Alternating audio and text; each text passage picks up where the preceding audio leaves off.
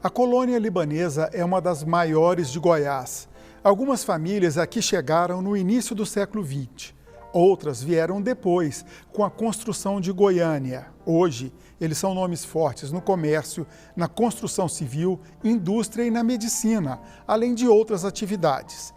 Para contar sobre a história dos libaneses e seus descendentes em solo goiano, vamos conversar com um cônsul honorário do Líbano em Goiânia, Rana Mitânios Rana Júnior.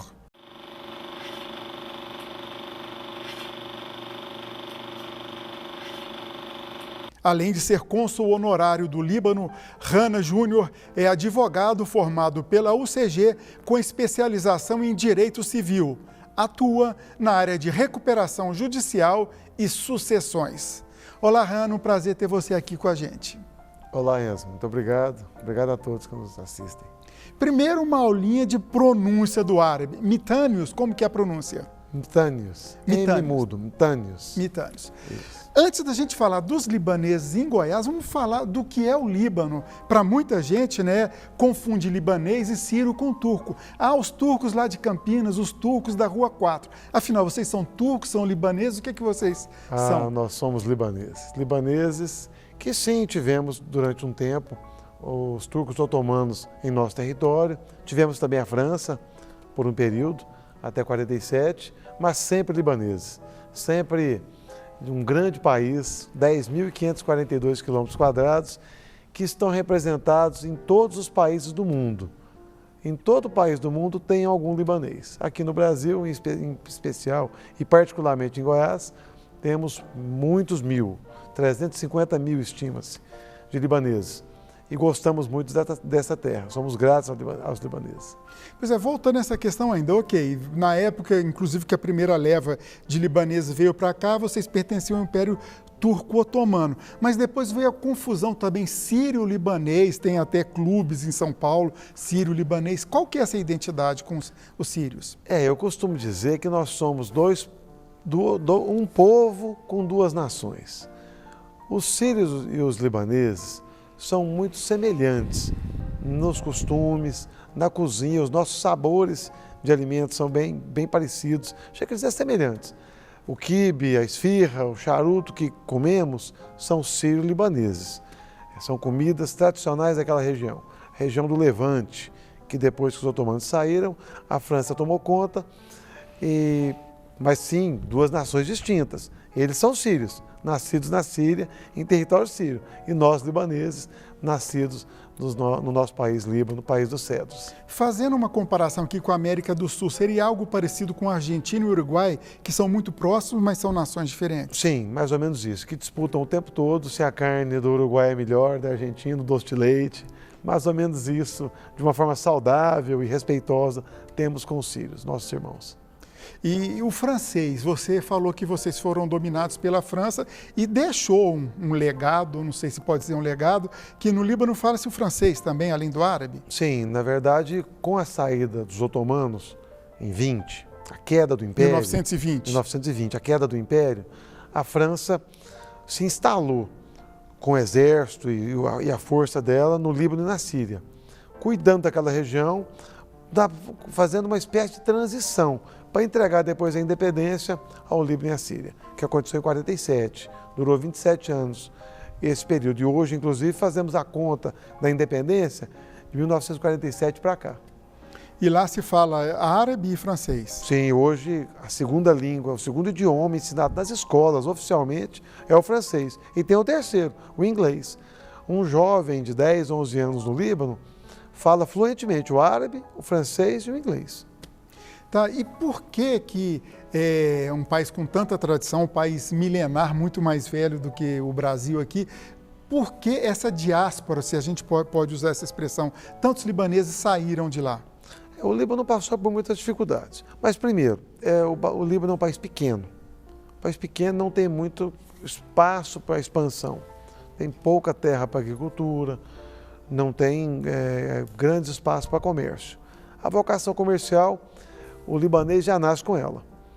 E com as dificuldades, guerras e conflitos, muitas vezes com os vizinhos, às vezes não, às vezes até internos mesmo, de questões religiosas, questões de costumes, o libanês saiu muito do Líbano, em muitas oportunidades, tivemos muitas diásporas.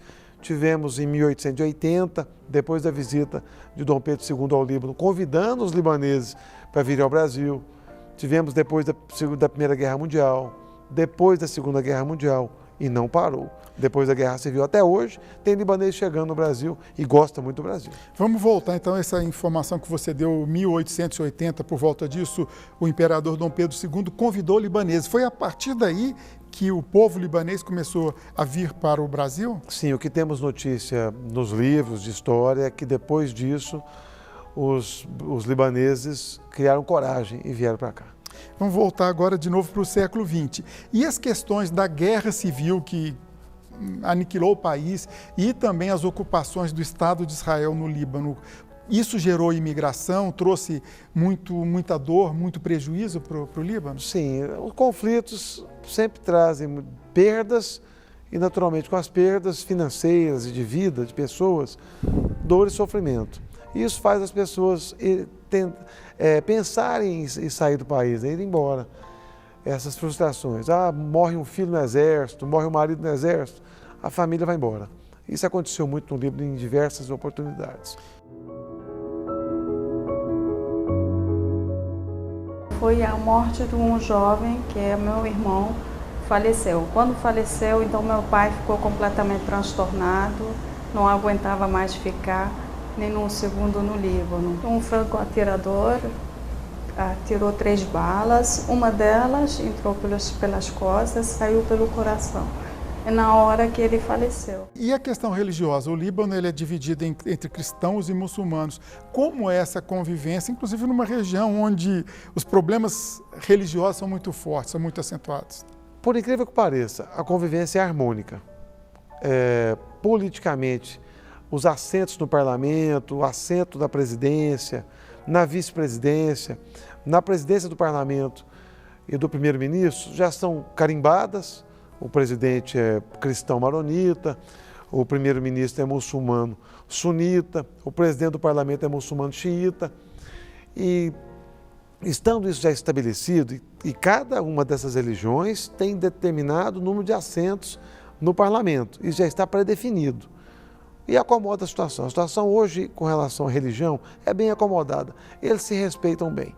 Agora, você citou o cristão maronita, para quem não tem mais informações sobre isso. O que é o cristão maronita? O cristão maronita está subordinado ao Vaticano, por exemplo? Sim, é um rito oriental, é um braço da Igreja Católica no Oriente Médio. Segue o rito oriental, vocacionado por São Marum, que é o nosso santo, um santo que saiu da Síria e foi para o Líbano, e segue a Igreja Católica, o Vaticano, é um braço do Vaticano no Oriente Médio. E com uma curiosidade, o padre pode casar. Ah, que curioso. O padre pode casar, se ele não virar padre antes do casamento. Se ele virar padre antes, se ele casar antes, ele pode virar padre depois. Tá. Falando da imigração, vamos voltar então no 1900, mais ou menos, quando os libaneses começaram a chegar no estado de Goiás. Como se deu essa chegada? Com muita dificuldade. Por exemplo, meu pai, um exemplo que veio de lá para cá em 1953. Meu pai chegou no Porto dos Santos, sem nada, sem ninguém, com $30 no bolso e um galão de azeite para entregar para um amigo que iria procurá-lo. Em algum lugar, diz que ia achar ele no Brasil, olha o tamanho que é o Brasil. Achando que o Brasil era do tamanho do Líbano. Pensando que o Brasil era do tamanho do Líbano. Veio para trás do sonho americano. Bom, chegou no Porto Santo, foi para a casa de imigrante. Como não tinha parentes, não tinha ninguém para recebê-lo, mandaram ele para o estado de Goiás, para a região da estrada de trem de ferro, para uma cidade aqui perto chamada Urutaí. E lá ele se estabeleceu, por conta da facilidade de se deslocar com o trem de ferro, ele começou a mascatear e a vender. E seguiu a vida, até conquistar Goiânia, a capital, e recém-criada, ainda iniciando. E aqui começou a mascatear também e logo se estabeleceu algum comércio. Aí ele passou a ter um comércio em Goiânia? Sim, sem nunca ter vendido nada no Líbano. Nunca aprendeu a vender nem comprar nada. Lá ele era plantador de azeitona. E plantador de azeitona é a coisa mais comum no Líbano. Todo mundo é plantador de azeitona. Acredito, né? Todo mundo vive da azeitona lá. Agora, esse mascatear dele aqui, você falou que ele veio com um galão de óleo e pouco dinheiro no bolso. E como ele chegou a contar para vocês, como é que ele fez no começo para conseguir dinheiro, onde dormir? Ele, primeiro na Casa do Imigrante, Casa do Imigrante, que hoje é o Memorial do Imigrante em São Paulo, em Santos. No Porto de Santos. No Porto de Santos. Depois, em Urutaí, uma pequena pensão que tinha lá, ele me contava, se não me engano o nome é Pensão Barbosa. E ele tinha $30, com esse dinheiro e o francês, ele começou a se virar por ali, a conversar, e tinha um libanês, agora eu me lembro, tinha um libanês que morava na cidade, ficava pouco lá, mas morava lá, que conversava com ele mais um pouco e foi ensinando para ele as primeiras palavras. Ele foi arranhando um português por ali. A primeira frase que ele aprendeu foi vendo barato. Se é que pode chamar isso de frase, não é de jeito nenhum. É verdade aquela frase diz que a gente vende baratinho, preço bom, ele... Sim, sem dizer nem o que é, só mostrava o produto depois. E como é que ele fazia? Por exemplo, você falou anos de 1950, né, que ele veio para cá. Isso. Comunicação complicada, Goiás, um estado ainda que carecia de infraestrutura, para pedir mercadoria, o povo não cobrava dele, falava, aquele turco vendeu e não entregou. Turco no sentido pejorativo aí, né? Não, não tinha isso não. Ele conta que sempre foram muito respeitosos com ele. Ele era muito grato, eu digo era porque falecido, muito grato aos brasileiros. Chegou, foi respeitado desde o início. Tinha a história do turco, mas era só explicar. Depois que ele foi entender o que era tudo isso, mais um pouco do português, aí ele conseguia explicar que os primeiros que chegavam com o passaporte da Turquia em razão do domínio dos turcos otomanos, que se deu até 1920, mas que isso está ultrapassado e que era libanês, que tinha vindo do Líbano, que era um bonito país, que tinha inclusive muitos apelidos. Beirute tinha apelido de Princesa do Oriente, Suíça do Oriente Médio, Petit Paris, Pequena Paris.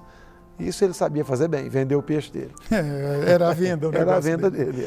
Essa é a família do seu pai. E a família da sua mãe também vem do Líbano? Sim, meus avós. Meu avô com a minha avó e meu tio. Meu avô Tanus, minha avó Adib e meu tio Abdala, que depois se formou médico aqui. Vieram, passaram pelo Porto de Marselha, na França, e vieram para o Brasil. Chegando aqui, foram recepcionados por um familiar, o tio Latif Seba, que os recebeu e os auxiliou na chegada. Esse já veio com alguém esperando, sabe? Né? Meus avós, os pais da minha mãe. Esse Latif Seba que você se refere é o da praça que tem aqui em Goiânia? Exatamente, da praça, o pai do César, do tio João, do Abdu, exatamente esse. Vamos para o primeiro intervalo, para o nosso intervalo, daqui a pouquinho a gente volta para falar mais um pouco dos libaneses em Goiás. TBC Memória, ajudando a preservar a história de Goiás.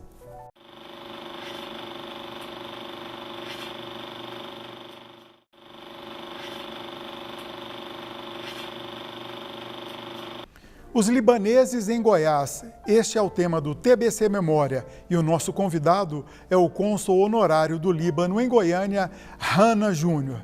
Hanna, nós estávamos falando no bloco passado da sua família, da parte do seu pai e da parte da sua mãe. Mas se a gente andar pelas ruas e monumentos públicos de Goiânia, a gente vai ver muitos nomes de origem do Líbano. Como é que é a contribuição libanesa para Goiânia ou, por que não dizer, para Goiás? Eu acredito, Enzo, que Goiânia e Goiás são o que são também por nós. Fizemos juntos esse estado, essa capital. Os libaneses contribuíram muito e, reforço, são muito gratos à comunidade goiana brasileira. Fomos bem recebidos e aqui deixamos nosso legado de 7 mil anos de história do Líbano, deixamos aqui a nossa vocação para o comércio, a nossa vocação para construir pontes, construir amigos, pontes que eu digo na relação de amizade. Aqui fizemos grandes amigos e uma grande comunidade, que hoje é uma comunidade só, a comunidade goiana, e particularmente em Goiânia, a comunidade goianiense. Nós todos estamos inseridos nesse contexto gigante que é o nosso estado. Afinal de contas, tem libanês na medicina, tem libanês na engenharia, tem libanês no comércio, tem libanês na indústria, tem libanês na área do loteamento, tem libanês na área jurídica, tem libanês sendo advogados, juízes, tem libanês fazendo de tudo nesse estado, tem libanês ocupando espaços importantes no camelódromo, mascateando ainda, começando a vida, acabando de chegar, ainda vendendo no interior, carregando mala, fazendo essa figura que existe pouco, mas existe ainda, existe vendendo em fazendas, tem libanês praticando atos de comércio no estado todo, não tem dúvida disso. Correndo o risco de cometer injustiça, esquecer algum nome, mas cite algumas famílias, até porque a gente às vezes tende a confundir o libanês com o sírio e outros países que falam o idioma árabe. Mas particularmente com relação aos libaneses e aos sírios, os sobrenomes são bem parecidos, tem muitos que se assemelham, mas temos o destaque principal, né? A família Rassi. O meu antecessor, que também foi cônsul honorário, Dr. Roberto Rassi. E essa bela e grande família de construtores, de médicos, enfim, tem Rassi fazendo todo tipo de trabalho no estado de Goiás. Um exemplo, a família Seba, que é a família da minha mãe, uma grande família também, com destaque também em vários espaços da cidade, do estado. E tem tantas outras, Cháter, e tem muitas famílias. Tem família Dyer, que é da mesma cidade da família Rassi. Tem são muitos. Com certeza vai ser agora. difícil falar de todos os nomes, né? Eu queria tocar agora num ponto delicado. Nós já falamos no primeiro bloco sobre aquela questão de turcos, superado esse assunto. Mas depois de uns 40 anos, nos últimos 40 anos, o mundo árabe, o mundo do Oriente Médio virou bode expiatório do Ocidente e costuma se enquadrar todos que vêm daquela região como terroristas, perigosos. Vocês já sofreram isso? Como é que o brasileiro vê vocês nesse aspecto? Olha, no geral, o brasileiro não nos vê como terroristas. Isso eu tenho certeza e acho que todos têm também. Mas é preciso deixar claro que teve uma campanha, ou está tendo uma campanha que confunde as pessoas. De demonização, pode-se dizer? De demonização de algumas pessoas de alguns países. Mas, infelizmente, não separa esses países, vira tudo um pacote de árabes. E os sírios libaneses não fazem parte desse pacote de terror, de campanha a favor do terror, de guerrilha ou de matança. O Líbano nunca atacou país nenhum. A verdade é essa. O Líbano é um pequeno país de pessoas sérias que vieram para cá trabalhar, fazer família, criar os filhos, formar os filhos. E esse é o libanês. O libanês veio para o Brasil e vive lá com essa intenção de agremiar e de viver junto em comunidade. Perfeito. Você já ressaltou que a sua família é de origem cristã, mas é importante ressaltar que o muçulmano também é uma pessoa comum como a gente, que quer trabalhar, criar família e viver em paz. Não tem dúvida disso. A contribuição que a comunidade muçulmana, seja ela sunita ou xiita, trouxe e deixa para o Brasil, e sob todos os aspectos, é muito grande. São pessoas sérias também, são trabalhadores, eles professam uma crença diferente da nossa, que deve ser respeitada tanto quanto a nossa. Agora vamos falar de coisa boa que vem lá da região do Líbano e da Síria. A comida, que a gente costuma também falar, comida árabe ou pão sírio. Conta pra gente o quibe, a esfirra, as origens e o que a gente come aqui. É parecido com o que está lá ou já está meio abrasileirado, meio tropicalizado? Não, abrasileirou pouco, vamos dizer assim. Por quê? Nós estamos aqui para manter essa tradição. A verdade é essa. Nas nossas famílias e nos nossos costumes, ainda mantém o estilo e o tempero, a forma de fazer, como faz lá no Líbano. Então, os sabores do Líbano são mantidos no Brasil. É claro que tem o quibe com ovo, que é uma invenção brasileira. Que é uma invenção goiana, inclusive. O Jorge Braga me disse um dia, o Jorge Braga, nosso amigo, Sim. me disse um dia que o quibe com ovo é uma comida goiana. Eu falei, como assim, Jorge Braga? É goiano, foi goiano que inventou. Claro que tem uma influência sírio-libanesa, mas foi goiano que inventou a história do quibe com ovo. Eu até não sabia disso, mas ele me deu essa informação. Me permita aqui falar na parte de descendentes de italianos, pior do que isso, é só a pizza com ovo, que é uma invenção brasileira também, né? Mas, além disso, a tradição de alimentação lá, a gente fala de quibe, de esfirra, do pão sírio e que mais? Como que é? Coalhada, muita coisa com coalhada, charuto. Vamos sair do salgado e vamos para os doces. Os doces sírio-libaneses. Os doces libaneses são doces saborosíssimos, com pistache, com pinhole, o que nós chamamos de snauber, né? Aqui conhecido como pinhole. Nozes, amêndoa, são doces de excelente qualidade. O doce libanês é um doce conhecido no mundo todo. Viaja para Dubai, vai lá, tem uma lojinha onde tem um cedro, que tem doce libanês. Pode comer, você vai comer coisa boa e vai gostar muito. Você falou do cedro. O cedro seria um signo fácil para a gente identificar que é do Líbano quando está no outro lado do planeta, que, vamos dizer, para mim é bem diferente, eu não conheço essa realidade. Viu esse cedro aqui, com certeza é um libanês que está por ali. Com toda certeza. Perfeito. E você falou que nas escolas as crianças aprendem, além do árabe, natural e do francês, e o inglês também. Como que é o sistema de instrução lá no Líbano? A formação da infância até os 12 anos, 1% de analfabetismo só. É muito boa até essa idade. Depois disso começa a ficar mais caro e pouco acessível. As famílias às vezes não conseguem. Então a formação até os 12 anos é garantida. Tem acesso. E a distribuição da população? Existe uma população urbana grande ou, como a gente imagina, muitas pequenas aldeias? Muitas pequenas aldeias. Inclusive somos de pequenas aldeias. Nós, a família Rassi, todos esses que falei, são de pequenas aldeias. Mas tem também aqui muitos de Beirute, de cidades grandes, como June, Trípoli, que são cidades grandes. A capital Beirute é uma cidade grande, que funciona 24 horas, com restaurantes o tempo todo, com balada o tempo todo. Beirute é uma cidade maravilhosa. Seria uma cidade cosmopolita? Sim, sim. Uma pequena Nova York. A verdade é essa. Você falou do tamanho do Líbano. Por exemplo, você tem uma comparação do tamanho dele com algum estado brasileiro, de cabeça? Não tenho. Me fugiu agora. Mas dá para atravessar o Líbano de carro em... Em um dia você faz o Líbano indo e voltando. Se não me engano, 220 quilômetros de comprimento e uns 60 de largura. É claro que quando as estradas não ajudam. E o Líbano tem muitas montanhas, montanhas gélidas o ano todo, com gelo no topo o ano todo, que o gelo não derrete completamente nem no verão. Você falou 220 quilômetros, eu estou imaginando aqui como se a gente pegasse a estrada de Goiânia a Rio Verde, mais ou menos, dá mais ou menos essa distância. Isso, Brasília, mais ou menos isso. Perfeito. Agora, você como cônsul honorário do Líbano, você é advogado de profissão, né, de formação e de trabalho mesmo, o que é a função do cônsul honorário? É até importante para algum libanês que esteja nos assistindo saber que tem esse apoio, né? Sim, claro. Primeira coisa, divulgar a nossa cultura, a nossa boa imagem e as nossas tradições. Estabelecer boas relações com a comunidade goianiense e para atender a comunidade libanesa. Renovação de passaporte, confecção de novo passaporte, porque tem a figura da renovação do nosso passaporte, pode isso no libanês, e a confecção de um novo. Procuração, visto para entrada no Líbano, se alguém quiser já ir com visto, se não quiser, pode conseguir o visto no aeroporto de Beirute.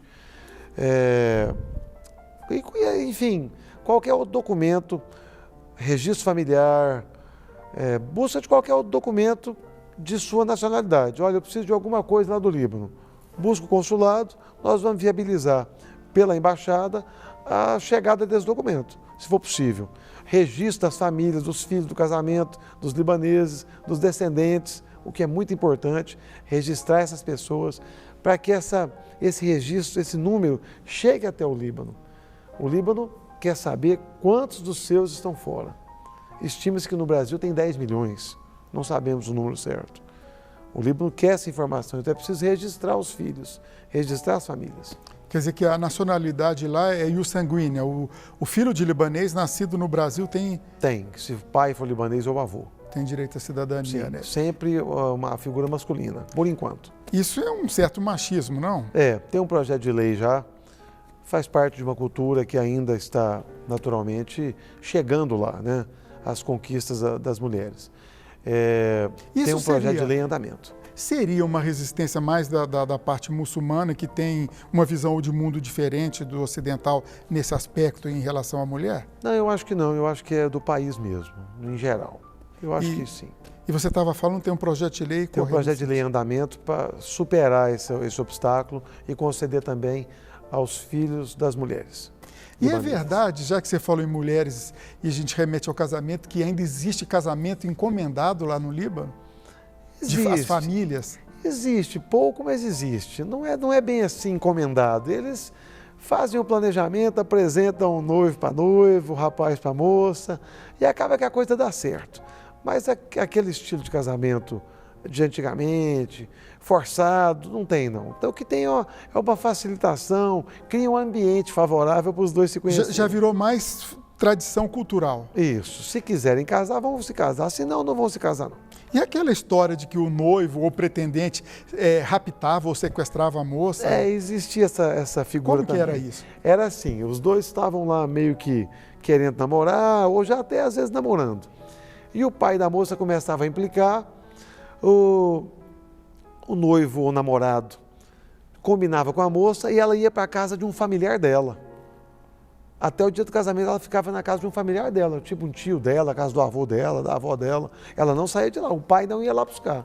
E ela ficava lá, o pai emburrado com ela, até o dia do casamento. E ela se casava com ele. Depois tudo se restabelecia e vivia todo mundo bem. Ficava tudo em família. Ficava tudo em família. Meu avô roubou minha avó. Olha que interessante. Foi assim. Ok, Rani, agradeço muito a sua participação. Foi muito interessante a gente poder mostrar um pouco desse povo, que é o seu povo, tão importante para a construção de nosso estado e da nossa capital. Muito obrigado. Muito obrigado, Enzo. Obrigado pela oportunidade. Obrigado a todos que nos assistem. Obrigado. TBC Memória, ajudando a preservar a história de Goiás.